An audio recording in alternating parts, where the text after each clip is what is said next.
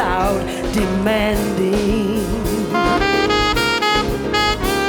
Inform me that no other love could do. But listen, did I not though understanding? Fell in love with one who would break my heart in two.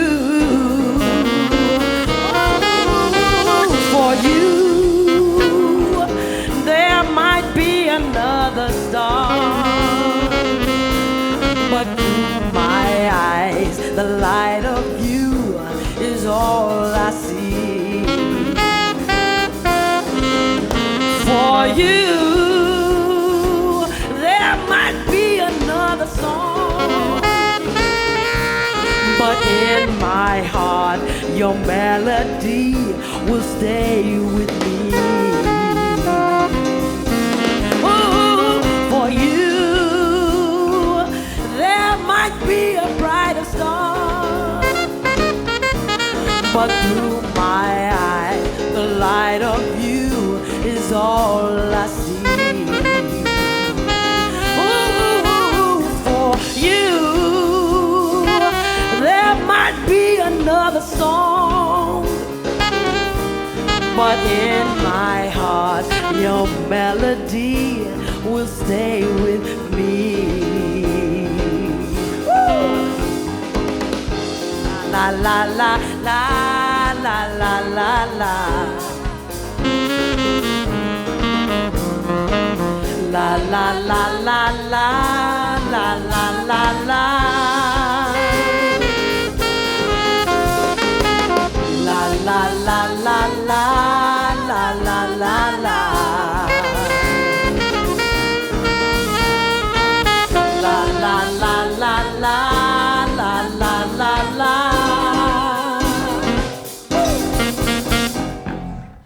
Hey, that is Shelley Blue. Woo, welcome to Seaside.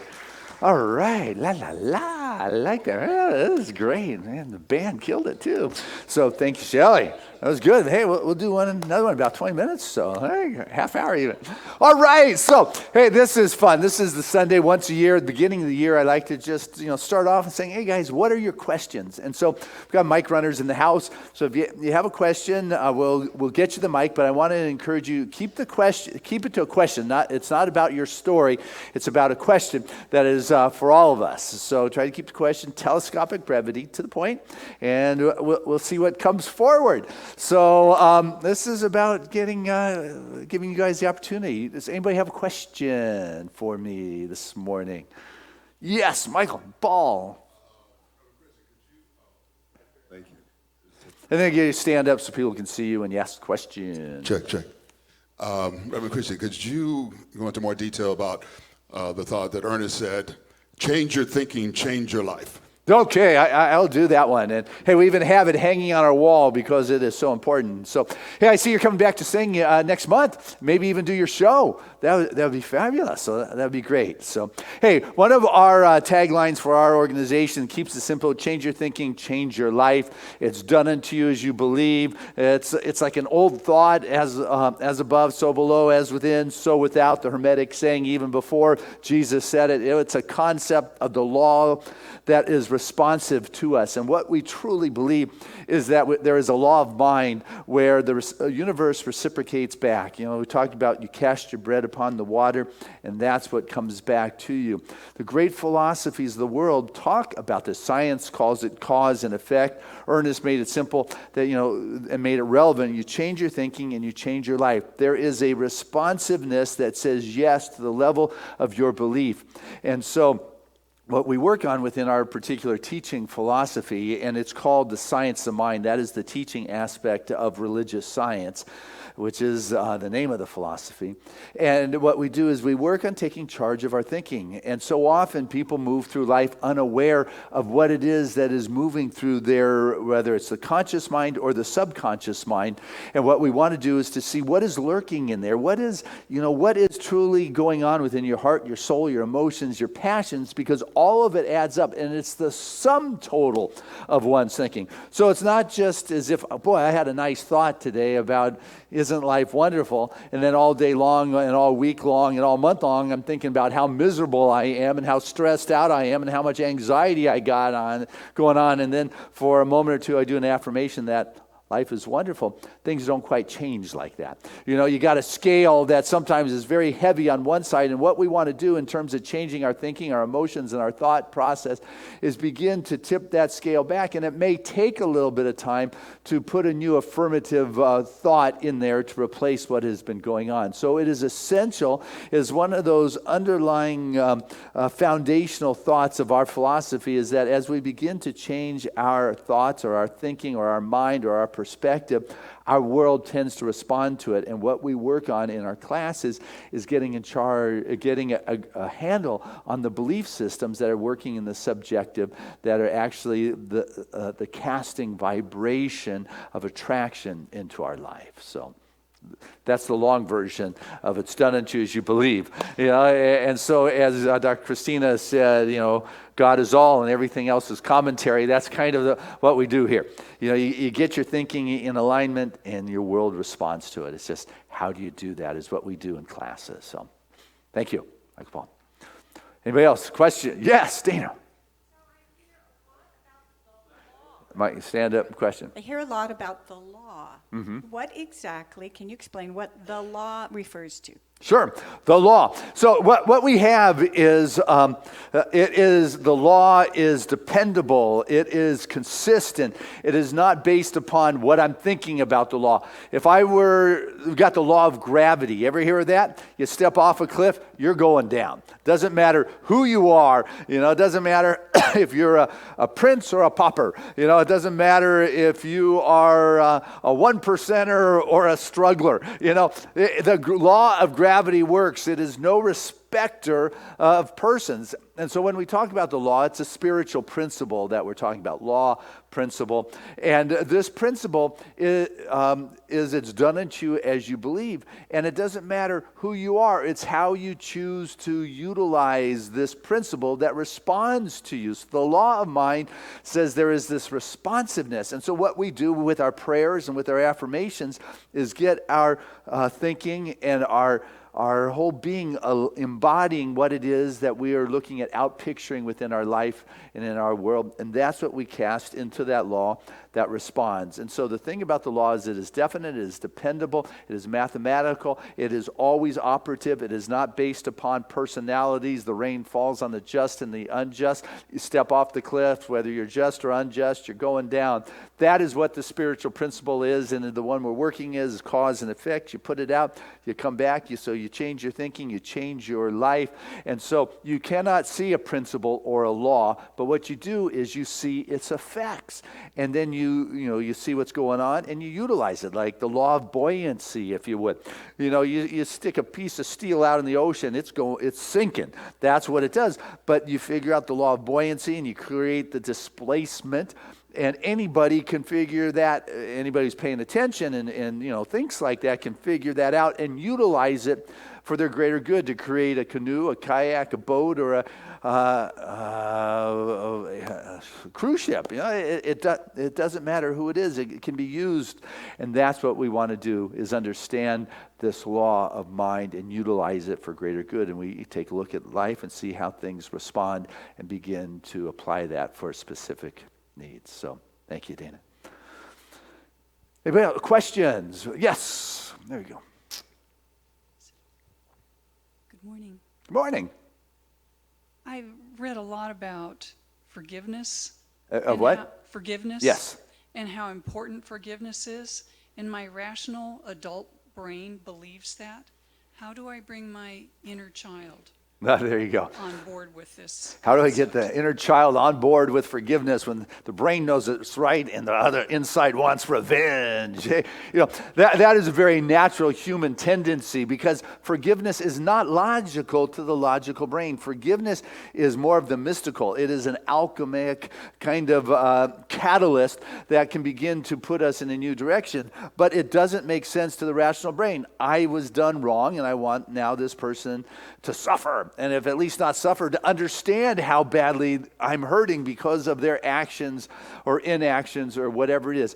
So what's important for forgiveness is to recognize that, hey, I've got this human emotion or responsiveness to it, and what I've got to know is it may not be rational, but forgiveness is about giving forth, giving first, and I'm the one who's got to do it because the cliches go that if you are not forgiving somebody, you become the jailer. You are the one who has got to stand guard to make sure that person doesn't get out, so you get to continue to live in that. Not forgiving is like drinking the poison and hoping the other person dies. These cliches are the forgiveness is the fragrance that the flower leaves on the heel that crushed it.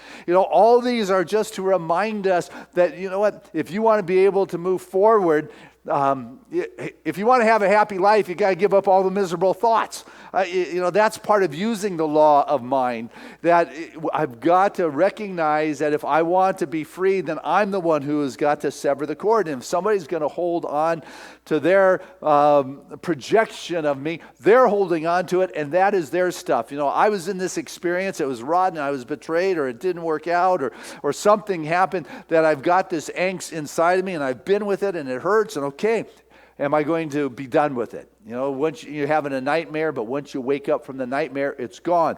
Once you step into a new way of seeing and forgive what was and recognize that, everybody did what they did, whether it was to the best of their ability or not the best of their ability, but it's done. It is complete. I pick up the pieces. I brush myself off. I nurse the wounds. I get things back on solid platform, but you know what? I'm not going to stick my hand in the fire anymore. I'm not going to repeat my patterns with that person or another person. I'm going to learn from that particular experience, be grateful for my learning experience, and move on to the best of my ability. And recognize that occasionally the thoughts from the past will raise their head, and I can look at them and say, you know what? I see you, but you no longer get to live inside of me. You no longer have control. And so you said you mentally understand it. Well, that's where it begins, because the brain will never really grasp it because it's not logical. It is a heart, it is a soul, it is a spiritual experience, which is why forgiveness is a healing that needs to take place in the totality of the spirit, soul, and body. And so you do your reading, you get the principles, and then life will give you the opportunities to apply it. Just like any of our spiritual principles, is that life will continue to bring it back at a new level. And do I fall victim or prey to this past pattern, or do I use it as a testimony that I am no longer bound by that? And so as one moves up the ever-evolving spiral, you get to come back around the rung and say, okay, here's this pattern again at the next level. There's no large and small because we're dealing with law and principle. It's all spirit. So am I going to see this one as too grand to deal with, or am I going to let it go, shake it off, and keep on evolving? And so forgiveness is a soul, heart experience. It's not a brain one because it's not logical. It is a transformational experience. And when you're dealing in the mystical realm, in the transformational realm, it's places the brain cannot go. So it will do its best to keep you tethered into this world. We're dealing with heart, soul, and spirit. That's not the realm of logical brain activity. And so it will do everything it can to get you to quantify what took place and why and what. And what has to happen is you've got to leave that aspect of your wonderful human experience in the human realm and enter into the spiritual realm and allow that spirit to do the wonder in which it can, because all of a sudden it will place before you, when there's freedom, a grander vision that pulls you with a sense of excitement and passion, and you will no longer be weighted down or tethered from the old past experiences, because what is before you is so much grander, so much more abundant, so much more beautiful, that you'll be reaching out towards that and letting go of that vine that brought you to that particular place. So, thank you. Mm-hmm. Yes, Trudy. Hi. Hi. Yes. There are a lot of faiths that use the words such as Holy Spirit. Mm-hmm.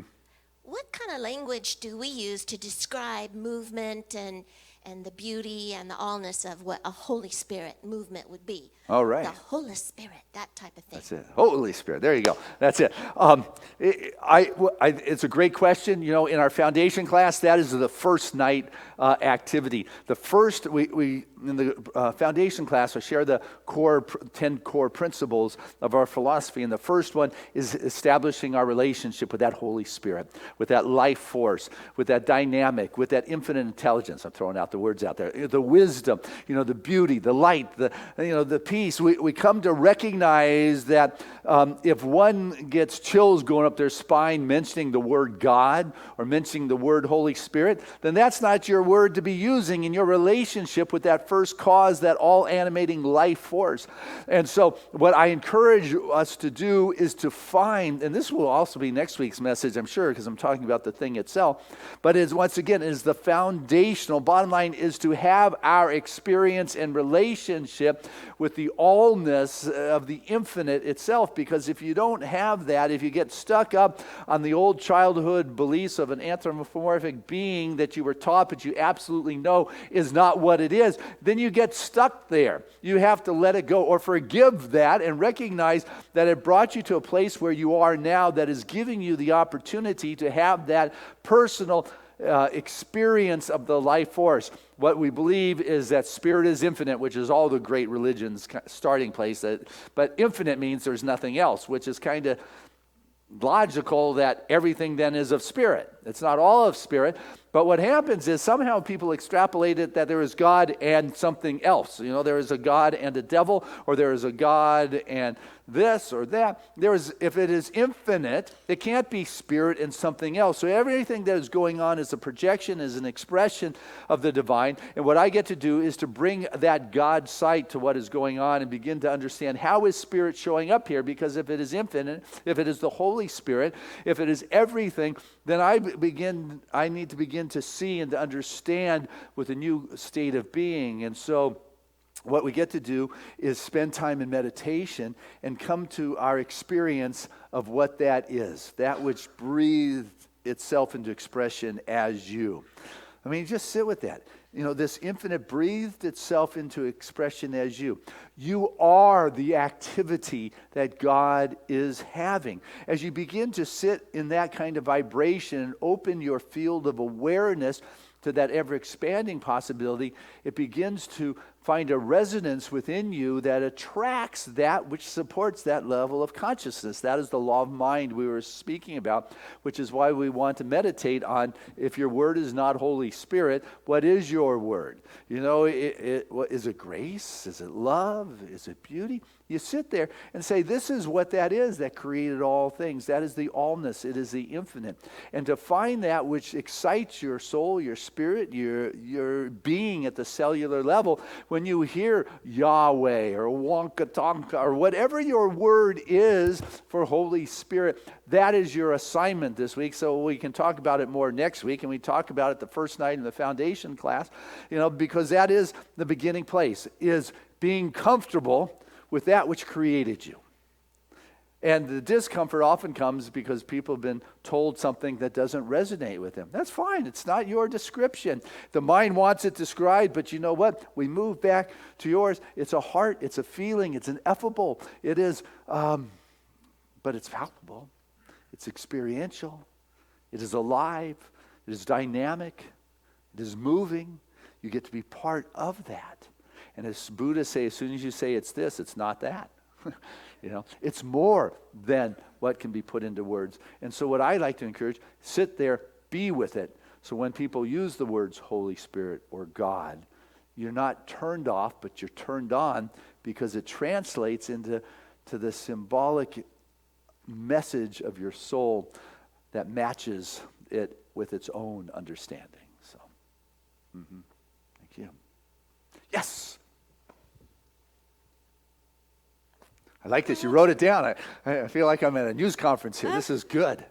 Thanks. I was really interested in the comment that God is everything and everything else is commentary. I thought that was a good line. And I was wondering, what's the church's outlook on what might be considered the bad that people do or the bad that happens in their lives in the world, is that God also? How do you explain the bad?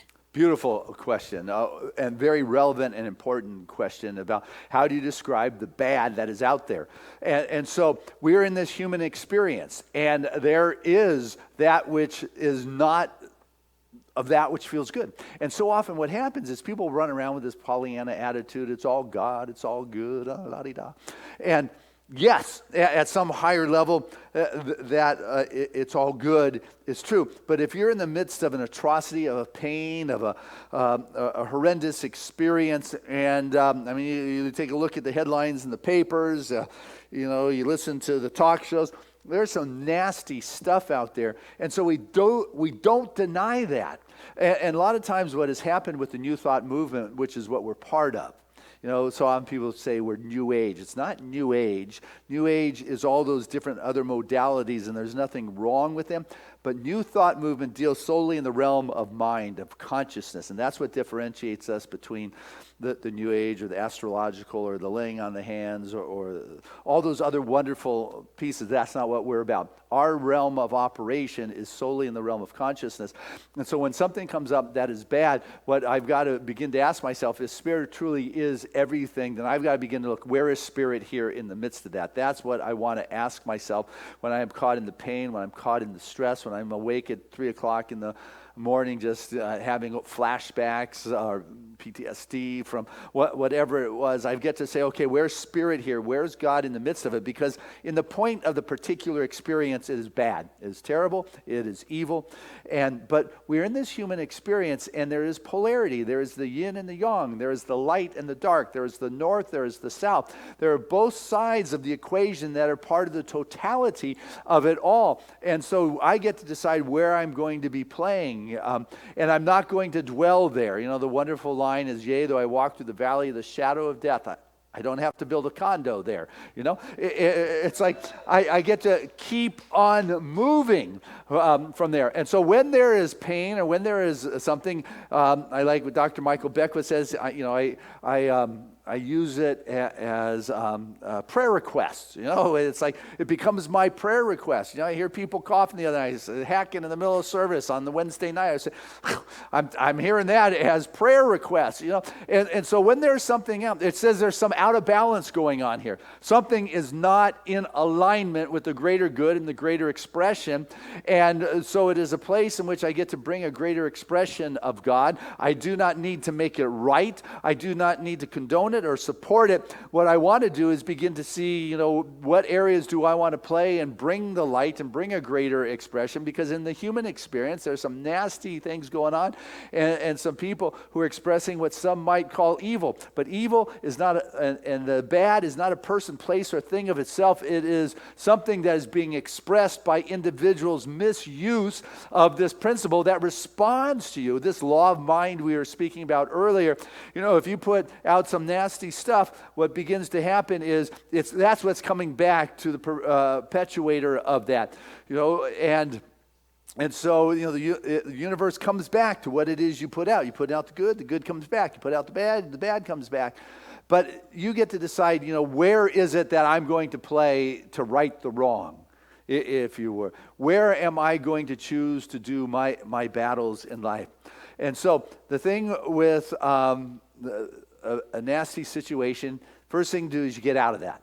Somebody who is in an abusive environment, first thing you do is you get the person out of there, right? First thing you do is you feed somebody a fish, and then you teach them how to fish. You got your hand in the fire. The first thing you got to do is you take out your hand out. My hand is burning. That's bad. That's not good. These are all true labels, but what it's telling me is I got to get my hand out of the fire. I don't keep my hand in the fire and say this is all good as it begins to melt.